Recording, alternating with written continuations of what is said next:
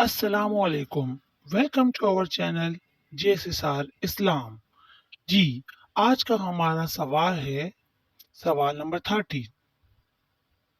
गुस्ल के हवाले से गुस्ल फर्ज कब होता है? जी, तो सवाल नंबर 1 है, कितनी चीजों से गुस्ल फर्ज होता है? यानी कि 13 का मतलब है 13 सवाल है इसके हवाले से। अभी हम चल रहे हैं सवाल नंबर 1 की तरफ। कितनी चीजों से गुस्ल फर्ज होता है? जवाब, जिन चीजों से गुस्ल फर्ज हो जाता है वो दर्ज झेल है। नंबर 1, मनी का अपनी जगह से शहवत के साथ जुदा होकर निकलना। मनी यानी कि सेमिन, मर्द का जो पानी होता है। नंबर 2, एहतलाम यानी सोते में मनी का निकल जाना।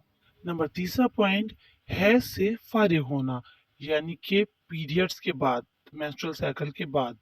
नंबर 4, नफास से फारिग होना। हैज कहते हैं पीरियड्स को, नफास यानी कि जो डिलीवरी के बाद का जो दौरानिया होता है। बहुत से औरतों को जो है वो 40 दिन का होता है, बहुत सी औरतों को कम होता है। तो नफास से फारिग होना, इन 4 चीजों के बाद जो है गुस्ल जो है वो फर्ज हो जाता है। चैनल को सब्सक्राइब कीजिए, वीडियो को लाइक कीजिए।